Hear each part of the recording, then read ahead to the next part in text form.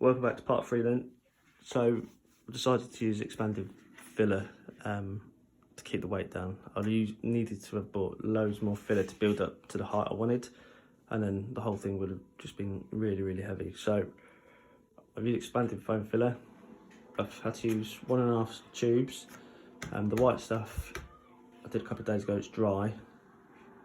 It's pretty good because it's sort of stuck to the edge where I want it to be, the coastline, and then sort of raised up and out so I can shape it down. The cream stuff I've put on today, well, about half hour ago, sort of dry to touch, but inside it's still soft. So yeah, I've got it there. I should just sort of sand it down, carve it. Just had a test here, and ultimately this is what we're going to achieve. So going to cut into it quite easily, just using a saw, and nothing will be sort of much higher than that. The Alps and the high points will be a little bit higher than the lip of this board here, so you can close. But it cuts into really easily. Once I've shaped it, I'll then do like a wet filler brush over the top of it just to harden it, and that's when I go to sanding. But that's how we're looking now for part 3. It looks like a mess. It looks a lot worse than it was before, but I'm confident that this will give me like a really good sort of detailed map. It's got the topography, got elevation. I can put sort of cliff faces in. I can just add more detail with this. So this is a continuation to part 3, where I'm quite a bit happier with it all. It looked like a bag of smashed crabs. It was fucking awful, and I regretted putting the expanded foam filler on it, but actually it's not too bad. The problems were I lost sight of the coastline, and now I can see bits of filler come through, but it's not a problem at all, because this is just a structure, a base, and I'm going to build up to it. It's a skeleton, and I can add to it and take away it, so it's not a fun product. But what it's given me is a lighter board, and now I've got an inch and a half bit of elevation in some places. I wonder if you can get a better sort of feel for things, how we're going. So we have got high points. I've never ever used resin or like a pour on water, and that's what I'm going to use. Previously I've just used like a wood varnish, but I want to pour it in and get it all set, so I'm going to cork the edge.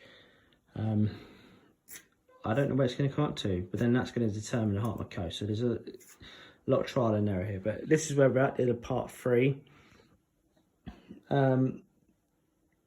Most of this work, the shaping work, was done with a knife, just shaving it off at a time. And then I've just got this file out, and she's an absolute beast. So I've been able to put in like, and this is purely off the game. I know there's passes through like the Alps that you could go through, and that's what I'm trying to achieve. And like the Alps aren't that high here because you've got Mediterranean or whatever it is over there. So just a few little shades on this, and I'm just taking it down by, well, in this terms, about 3 kilometers. So it's pretty fucking awesome. So this is where we're at. I'm not going to say aims or objectives. We'll keep reiterating what we want to achieve, because it's taken far longer. But that's summer holidays and having children and being on your own. So yeah, concludes part 3. Getting there, a little bit more shaping, and then, oh fuck, I just said I wouldn't do this, but then I'm confident it will be time to apply the filler, get the main rivers in. So I want Nile, the Rhine and the Danube, and that is pretty much all I want on it. There's no need for anything else. I've sort of marked out the main high points, and there should be no reason why I'm justifying myself and stressing points, but this is for me, nobody else. This is completely for me. So if, as long as I'm happy with it, then I'm happy with it. But obviously I want to do a good product, and I want it to be semi-realistic. Hopefully the next video, it'll be just before I start putting filler on and finalising the terrain. So this is the end of a part 3. It's not taking long to do all this at all. Accuracy is probably out the window, but well, fuck it, it demands it. Alright, so end of part 3. It's there-ish. Enjoy. I should also like to add that I've probably had 15, 20, 100,000 people view this video.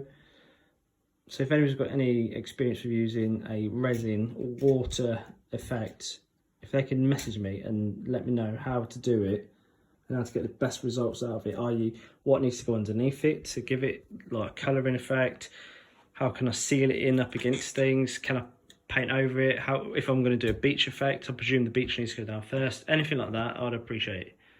So once again, thanks and enjoy, and look forward to part 4.